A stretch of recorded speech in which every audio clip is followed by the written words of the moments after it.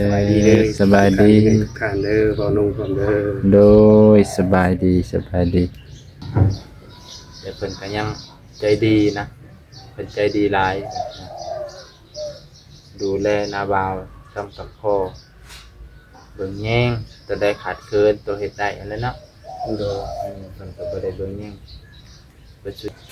บ่ได้ไปเล่นน้ำเขาบ่เจ้าโอ้โหไปแล้ว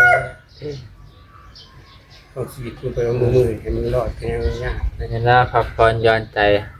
ให้เขารดน้ำใส่แน่ให้มันเย็นกายเย็นใจก็ดีบ่ถ่ายทำอิฐในยอดวิวดีไปน้องเพิ่นก็คือสิตามมาแต่จากเบาเตียงนั่นแหละเบาเตียงทองเพิ่นก็เพราะว่า FC เพิ่นก็ทางปุ่นแน่หลายเพิ่นก็เห็นแล้วดีใจโอ้ยไออาจเห็นแล้วคือผุดฟองใสแท้เพิ่นว่าหลายคนอ้วนขึ้นได้เพิ่นว่าแสดงว่าตะกี้บ่ได้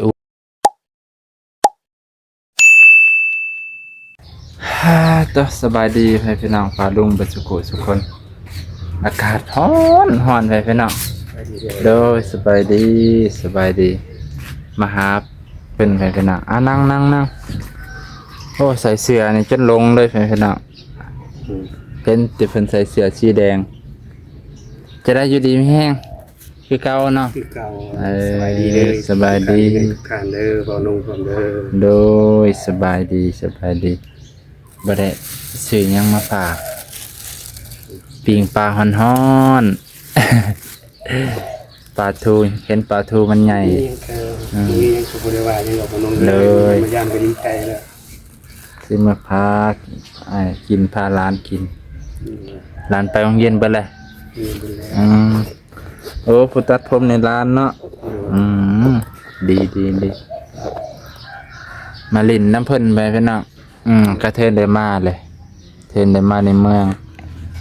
แต่ว่าบ่ได้ไปทางใดก็เลยมาพี่น้องมาหาเพิ่นมาถามข่าวนี่แหละสะอาดสะอ้างในลุงอาจนี่ ยังว่าคือคนศีลจับคือคนมีศีลพี่น้องเนาะหายากคือคนมีศีลมีธรรมบ่แม่นปฏิบัติธรรมว่าอยากอยู่ในห้องนี่จำศีลปฏิบัติธรรมบ่แล้วไหว้พระปกติไหว้พระสวดมนต์ก่อนนอนก่อนอันนี้บ่นอนอยู่บ่นอนคือเว้าอยู่ดีมีแรงให้บุญรักษาเทวดาคุ้มครอง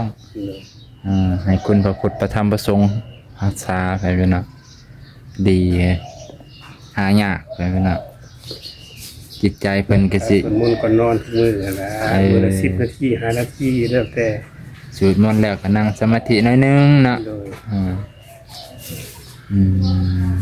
คักจ้ะนี่แหละไปพี่น้องชีวิตลุงอาจแต่ละมื้อบ่ได้เฮ็ดหยังเลยแต่ละมื้อก็เนาะเฮ็ดหยังบ่ได้ไปเฮ็ดเฮ็ดก่อสร้างก็ห่วยบ่ว่าเฮ็ดได้เนาะมันบ่มีใครเอาดอกลงเลยในใจคิดว่าเฮ็ดได้บ่ก่อสร้างเฮ็ดสร้างเฮ็ดเรือนเฮ็ดศาลก็เคยเฮ็ดอยู่นะตะกี้เนาะตอนก็เพิ่งเพิ่นนั่นแหละแต่ว่าเฮาก็เฮ็ดนักบ่ได้เนาะซอยได้แต่ซอยนี่ไปพี่น้องก็โอ้ยจักสิว่าจะได้แหละก็หลายคนอยากมาหาอยู่หลายช่องอยากมาหาเห็นเพิ่นคอมเมนต์เลยก็มาก็ว่าเพิ่นว่าอะไรก็เพิ่นมาบ่ถือกับเขาเฟซผู้ค้าบ่ค้าสิปักหมุดให้ดอกเอ้าลูกอ่านมีเฟซพร้อมบ่ชื่อหยังน่ะเพชรกล้าชัยเสนเพชรกล้าภาษาไทยภาษาลาวเพชรกล้าชัยเสนเนาะเพชรกล้าชัยเสนแต่มันมีหลายเฟซเฟซที่ว่าโดนแฮกตัวยังไปมันก็ขึ้นมันมันสิขึ้นชื่อเก่าเนาะเด้อเสื้อสีเหลืองนี่แหละเสื้อตัวนี้สีเหลืองอันนี้สีส้มนี่สีส้มเสื้อสีเหลืองภาษาลาวไปนะ เห็นอยู่ดักซื้อเพิ่นเดี๋ยวสิลองคนไปหากันลองคนหากันว่าแล้วก็คนเราได้ ถ้าหาเพิ่นก็มึงเจอเพิ่นบ่อยู่เฮือนอยู่ซ่านไปพี่น้อง อยู่แล้วบ่ได้ไปแค่ดอก จะไล่ก็อยู่เนาะ มาแล้วก็มาเอิ้นนี่ผู้ค้าก็นั่งอยู่ข้างนอกก็นั่งอยู่ดอกเพราะว่ามันแดดร้อนมันก็อยู่ข้างใน อืมต่อมาหาเพิ่นมานี่บ่มีหยังหลายไปเพิ่นน่ะมานั่งเล่นว่าซั่นซะ ตอนน้องบ่ได้ไปได้บ่เลย บ่ได้ไปไสช่วงนี้อยู่แถวบ้านก่อนเพราะว่าสิเอาเครื่องนี่ไปฝากเอื้อยเพิ่นเอื้อยเพิ่นก็ท้องใหญ่ท้องโตแล้วก็อันหนึงก็สิไปให้อีกครอบครัวหนึงเพิ่นก็เป็นแม่ลูกอ่อนข่อยนี่ได้แต่แนวแม่ลูกอ่อน ได้ซอยได้แม่ลูกอ่อนได้คือ นี่แหละที่ว่าบุญหลายสองนึงได้ซอยได้ถึง2คน ได้ทั้ง2คนยังว่าได้กุศลหลายไปพุ่นน่ะหลายคนก็คอมเมนต์ได้บุญหลายเฮ็ดนำแม่มาน โดย ก็ให้มันได้อีหลีไปพุ่นน่ะบัดเฮาได้ลูกก็ให้มันได้ลูกผู้ฮู้ได้สู่ผู้งามบอกได้ใส่ฟัง ตอนน้องพันนี้มีครอบครัวบ่ ยัง ยังโสดอยู่ ยังโสดโสดมา30ปีเลยนี่ 30ปีแล้ว บ่มีหยังให้เขาน่ะเขาก็บ่เอาเลย บ่น้องมีอาชีพนี้ว่าบ่มีหยังให้เขาผู้ค้าสันนี่จะยังทิ้งหยังให้เขาแล้วกัน ก็สิว่าจะได้แหละเฮาก็เริ่มเฮ็ดแต่ก่อนเฮาบ่ได้เฮ็ดแนวมันนี่เฮาก็เป็นเชิญว่าค่าแรงงานคือกันใช้แรงแลกเงินคือกันแตะกี้เดี๋ยวนี้ก็ใช้อยู่แตะกี้ก็เป็นหยังก็แรงงานอยู่ไทยหั้นนะเขาก็บ่ฮู้จักเฮาปานใดเฮามาอยู่บ้านเขาจังฮู้จักว่าลูกคนนั้นคนนี้แต่ก่อนน่ะเว้ยข่อยเป็นโรคส่วนตัวเด้เฮ็ดงานอย่างเดียวบ่ได้สนทางบ้านทางนี้เด้ คือกันกับผู้ค้าผู้ค้าก็คันได้ไปแล้วก็ไปสมุทรสามีเลย คือจักว่าคือกัน แต่ว่าคันถามเพิ่นกินเจ็บเป็นโทรหาส่งมาอยู่แต่ว่าก็ได้ตำหักค้าเดียวแล้วเนาะแม่น ได้เป็นหมื่นเป็นแสนมันก็บ่ได้แล้ว แม่นเฮาไปผู้เดียว ไปผู้เดียว คือ ก็ยืนขาเดียวนี่ก็ซอยได้อยู่นึงคือน้อย แม่น แต่ ชื่อหยังก็เพชร เพชรกล้าใส่ เพช เสี ร ย กล้าเพชรกล้า ลาวเด้อ ใส่เนี่ยเซนเห็นละคือจะว่าแหละค้าผู้เดียวฮะมันก็โอ้ย ค่าห้องค่าน้ำค่าไฟค่ากินค่าอยู่คือหันเบิดคือผู้ค้านี่ไปทั้งค่าโรงพยาบาลพร้อม โอ้นี่ไปเพิ่นเอา Facebook เพิ่นโอ้ยอย่างกับเกาหลี สมัยเพิ่นยังสุขภาพแข็งแรงเนาะ เริ่มเป็นอาการน้อยๆแล้วตอนนี้ เอา ลูกนี้ประมาณ4ปีขึ้นหลัง4ปี5ปีขึ้นหลัง เด้อนี่เด้อเพิ่นเอาเพชรของเพิ่นเพชรกะไสยเสนก็สมัยแต่ก่อนดูดีสู่ชีวิตอีหลีได้ไปเพิ่นเนาะคือเขาว่าแหละคันค่อยไปเนี่ยไปก็คิดว่าเป้าหมายก็คือเงินอย่างเดียวเนาะชีวิตเฮา ไปงานคืองานอย่างเดียว ก็เลยบ่ได้สน ขายย่าง ท คืองานซ้ำนี่ซ้ำไปตลาดนี่แหละแต่ละมื้อซ้ำเฮือนไปตลาดได้ประมาณเกือบลักนึง ตอนอยู่ไทยอะเนาะ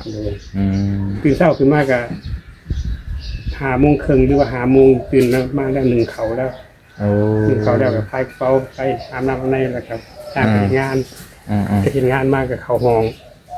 แวะซื้อเขามาเฮ็ดกินแค่นั้นแหละแต่ละมื้อชีวิต หมุนเวียนกันจังซี่เนาะ โดยคันเฮากินไปเที่ยวยังบ่คุ้มกินซ้ำ แม่น ค่าแรง300 350 170สมัยก่อนเดี๋ยวนี้ก็คือกันได้350 พอเฮ็ดเดินๆไปเพิ่นก็ขึ้นตามความสามารถไปเพิ่นเนาะต่อ เราวางบ่ได้มาบ่ บ่บางบ่ได้มาค่าวิอ่ะให้พี่น้องเอ้าสิเห็นเบิดค่าวิอ่ะกับเห็นคนหนึ่งคอมเมนต์ว่าไออาร์ตเพิ่นคือสิได้อยู่เฮือนรังงามรังดีก็เฮือนลานไปพี่น้องเนาะ เงินล้าน เฮือนลานเพิ่น ก็มาอาศัยคือเก่าเลย ก็มาอาศัยคือเก่าคืออาศั ใส่เพิ่นอยู่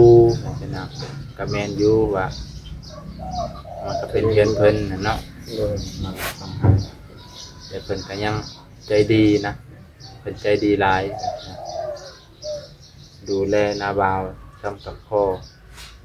เบิ่งแย่งตัวใดขาดเกินตัวเฮ็ดได้อันนั้นเนาะ โดย เพิ่นก็บ่ได้เบิ่งแย่งเบิดสุอยางดอกตัวใดขาดเกินเพิ่นก็เติมเต็ม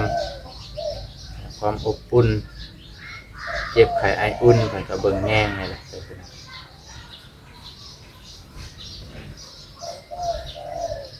อากาศนี่ก็ร้อนได้พี่น้องช่วงนี้ โดย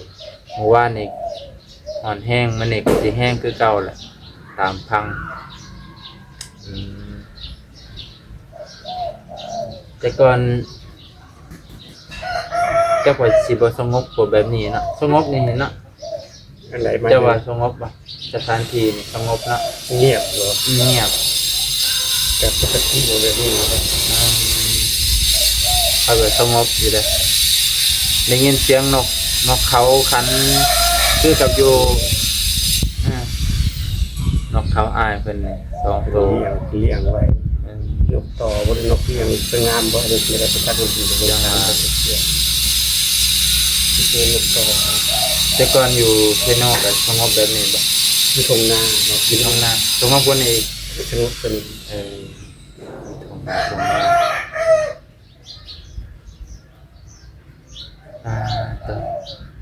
ก็เห็นหลายคนคอมเมนต์นี่แต่ว่าอยากให้ทางคุณคายก็เลยคิดในใจว่าถ้าเป็นไปได้ก็ดีแล้วแต่มันก็เป็นไปยากเลยนะเป็นไปยากอยู่ส่วนหลายก็เห็นแต่บาบอสเลยเพิ่นไปหาบาบอสเพิ่นว่าโอ้ยลุงอาจก็สิอยู่สุขสบายเลยเว้ยสุขสบายจังได๋เพิ่นก็แฮงสิหนักขึ้นกว่าเก่าเลยเนาะมือเพิ่นก็สั่นอยู่ก็ได้มือก็สั่นเฮ็ดหยังก็บ่ได้เลยขนาดปีนี้ได้ไหมว่าปีหน้าจักสิทำได้เนาะ โดย มันนักไปทางหน้าเลยขานี่ก็สั่นอยู่พี่น้องขาการแต่ว่าเฮาเหยียบที่ดินไว้ซื่อๆเนาะ โดย คันบ่เหยียบขนาดย่างน่ะค่อยๆย่างคือกับอีกหน่อยอัดย่างนะครับ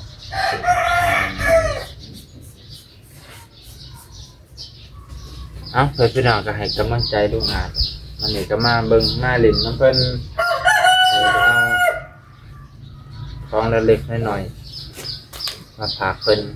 มันหนักสิมาใหม่เพิ่นพี่น้องจะน่าก็สงกรานต์แล้วบ่กี่ วันนี้ก็24แล้วเนาะ อีกจะได้อีก10มื้อเนาะ ไปมือ อีก10ปลายมื้อฮอดสงกรานต์บ่ได้ไปเล่นน้ำเขาบ่เจ้า โอ้โหไปแล้วเอาชีวิตคุณไปเอามือให้มันรอดแค่ยาก เห็นว่าพักผ่อนหย่อนใจให้เขารดน้ำใส่แน่ให้มันเย็นกายเย็นใจจะลายข่อยก็บ่ปานใดได้สงกรานต์ โดยเนาะ มันเบิดแล้วเนาะเห็นเด็กน้อยเขาเล่นกันก็เป็นตะมวนของเขาแต่เฮาก็ไปเฮ็ดมันก็บ่คือ เขา เขา Vâng, มาถ่ายบางไฟบ่ที่2 อยู่บ้านเฮานี่บ่ วัดอันตราย โอ้โดนก่อนส่วนลายไผย่านแต่อย่างเดียว เสียงเพลงมันดังเอาลง เพราะว่า YouTube ดังอยู่แล้ว เขาก็สิมาถ่ายอยู่หรอกถ่ายลงเพจเนาะกาจันลายเป็นวัดที่โด่งดังในเขตนี้ไปพี่น้องก็ถือว่าศักดิ์สิทธิ์นั่นแหละเป็นก็มากราบมาไหว้สักการะบูชาทุกวันพระวันศีลเอาต้นยันโยมเพิ่นให้ความเคารพนะเขตนี้เป็นวัดเก่าแก่เนาะหรือว่าเป็นเก่าแก่คู่บ้านคู่เมืองช ส่วน ล งาน บุ ประ รี จำปีเพิ่น เป็นงานประจำปีป่ะทุกวันที่2 เดือน 3 เดือน 4นะ งานประจำปีหรือว่างานประปา บ่ คือจัดป้องกันบ่ได้เลยมันได้ มันนี่ก็วันที่26บ่แม่น25 25 หรือ24 จังหวะลืมแล้ว ใกล้แล้วแหละพี่น้องใกล้สิสิ้นเดือนมีนาแล้วเอาไปสิได้ขึ้นสู่เดือนใหม่แล้วบัดนี้ เมษาได้แห้งฮ้อนเนาะปะลุง โอ้ยเมษาขนาดซำนี้ก็ยังแบบเปื้อนไรไข่ย่อยไข่ที่ขี่รถจักร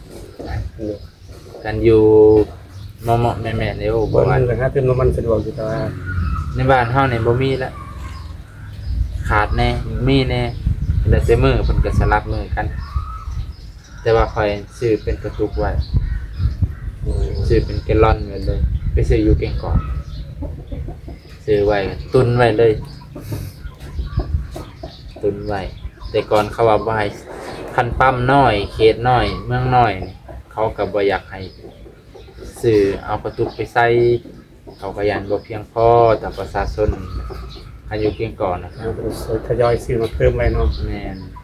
อายุเก่งกอกใส่กระตุกได้อยู่เห็นบางปั๊มหรอกว่า เมื่อก่อนในไปเซโน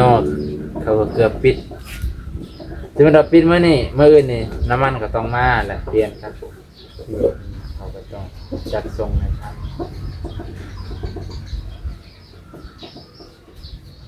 โอเคไปนะเอ้ามื่อนี้กันจังสิว่าจังใดมันเล่นซื่อๆตั้งใจมาเล่นนี่แหละ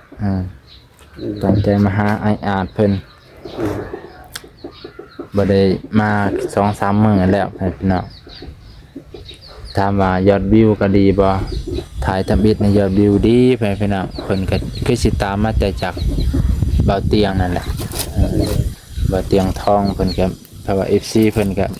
ทางปุ่นแน่หลายเพิ่นก็เห็นแล้วดีใจ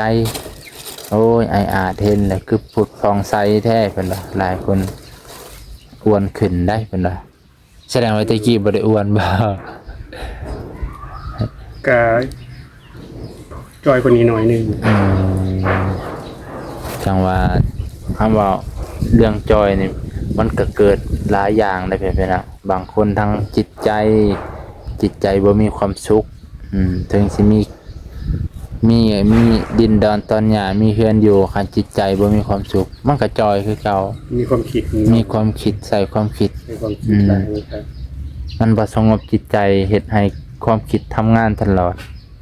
อันนี้ก็พร้อมได้จอยได้ใจอยู่พี่เพิ่นก็สบายอกสบายใจหลายกว่าเนาะสบายอยู่นำลูกนำหลานหักแพงกันเอ้ามื้อนี้ก็สิซ้ำนี่แหละอ้ายโดย ใจบ่น้องเด้อ โดยสบายดี